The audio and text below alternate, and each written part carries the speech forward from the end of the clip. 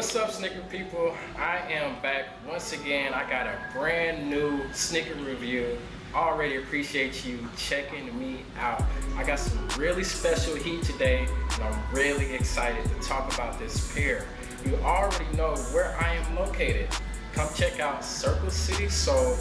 Some of your favorite retros, some of the best kicks in this city, really good prices. There's no reason you shouldn't be here already. I am here to talk about the Nike Hyper Adapt 1.0. There haven't been a lot of reviews on this sneaker, so I'm really happy to give you an in-depth, up-close, personal, interpersonal point of view on these kicks. Really dope opinion. We're going to talk about everything Nike did. We're going to talk about everything Nike is doing. We're going to talk about everything that matters about this sneaker. For starters, all the hype about this shoe comes from the self-lacing tying system. They got this idea from the Back to the Future movie, one of our favorite kids movies from back in the day.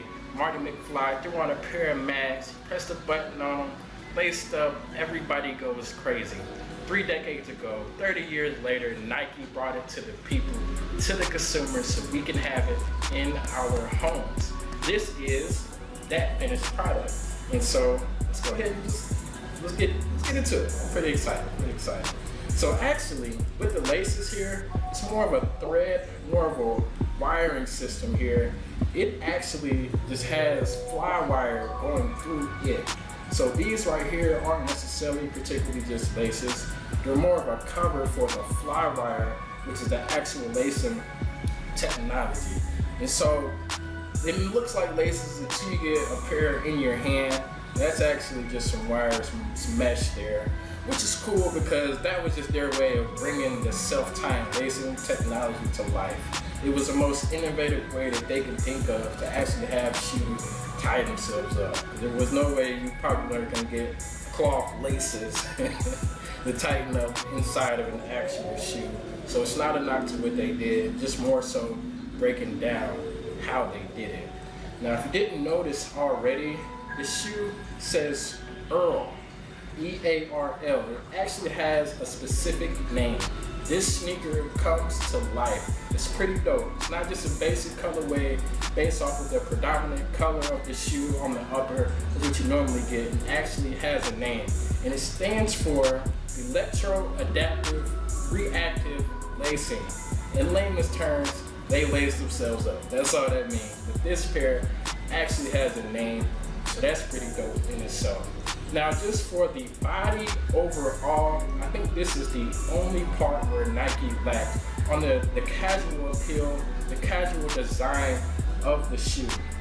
The base itself looks like something that could have been produced about 10 years ago. But I think they had to go more simpler on the casual appeal so you can get the tech, and that's what they were trying to do. This shoe was designed to be next level on the inside, and not necessarily on the outside. So they gave you a base here for something to look at, but once you put it on, once you put these to work, it's something like that's not on the market. And so that was really the goal. And when I think about that, it's comparable to some of your recent Jordan models. The higher numbers, the upper numbers, they say it's an on-court performance silhouette. It's not necessarily like the casual appeal, like the Air Jordan 11s, which are so famous. You can wear those to a wedding. You can really wear them wherever you wanted to. And so now they're focused on basketball. You know, they're focused on the court. They're focused on not getting injured. They're focused on delivering good quality sports shoes. And I think this model was a focus on delivering a good quality piece of technology that's actually a sneaker all in one. So that's pretty dope. I'm just gonna give you a real quick review of the most important part of the shoe. Just a quick thing on the laces itself. So I'm gonna go ahead and just press the button just to see what happens here. And you can hear it. It's tightening up. So I really just tighten that up there. You can see it right there in the upper, how tight it can get on your foot. Now when you actually have it on, there's a sensor below the heel that lets this shoe know how tight to get and how not tight to get. So that's really cool. There's a lot of different layers to what's going on in this model, and overall, that's pretty neat. I might say so myself. So I'm just loosening it up, and there's lights, LED lights on the back, and so it just gives you just a lot of different personality, a lot of different layers, a lot of different levels underneath pretty much a base model. Now there were other colorways. This was the first one to actually release in very limited quantities. Now one other thing that is a knock to what Nike did, they gave it a $720 retail price tag. So that's like $3 million after tax. So a lot of people were deterred from this shoe because of that reason. But if you were deterred because of that, you did miss out on a piece of sneaker history. You did miss out on the very first shoe that had this type of technology. And so what's more important to you? Is it about how much you're spending, or if you're a part of sneaker history? And for me, you know, I care about both. So I definitely had to give you guys a really good review on this sneaker overall. So I'm gonna put these down for just a second. I like that noise. That's pretty cool. It's like a robot on your foot. That's dope. So I do want to go ahead and get into the box itself. As you can see, it's been sitting over here, and it's pretty much larger than life for absolutely no reason. I don't know why they did that, but it's pretty cool because it makes you feel like there's a present on the inside. And with this model, there really is. Let's just go ahead. There's an opening space on the side to push it open, make it look just, you know, a little bit easier there. And there you see it. It actually comes completely apart.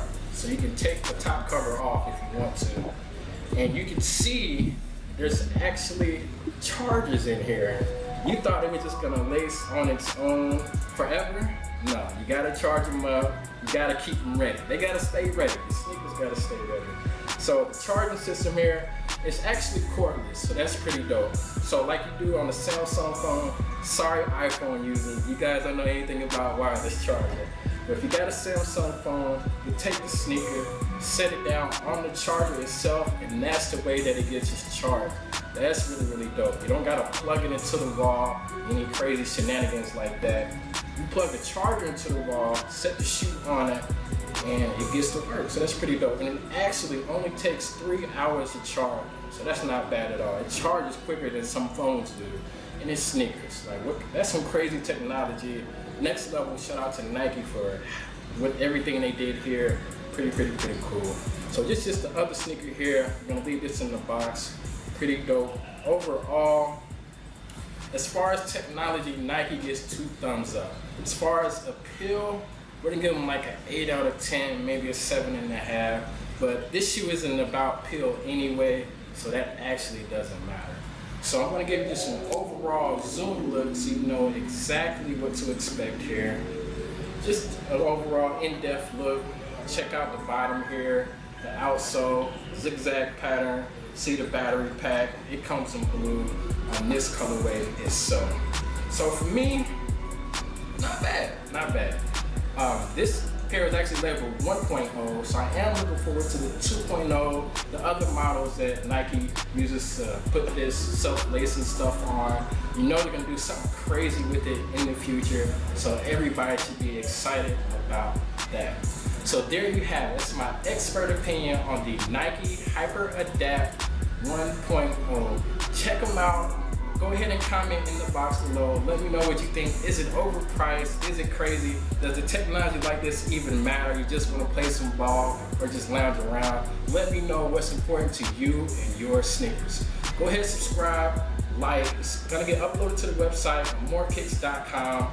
It's going on YouTube, Facebook, Instagram, Twitter, Tumblr. It's gonna be everywhere. People need to talk about this shoe. Nike needs to know what we think, what the consumers think. We're the ones buying the shoes, so we gotta talk about it. You know, it's gotta be known.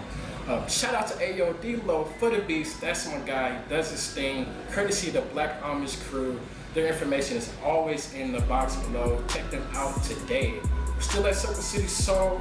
Great retros. Some of the hottest stuff that just dropped. They got a lot of heat. Go ahead, stop by. No reason not to check them out. Castleton Square Mall. Once again, I appreciate you guys checking me out. I got more dope videos on the way. Stay tuned. See you guys next time.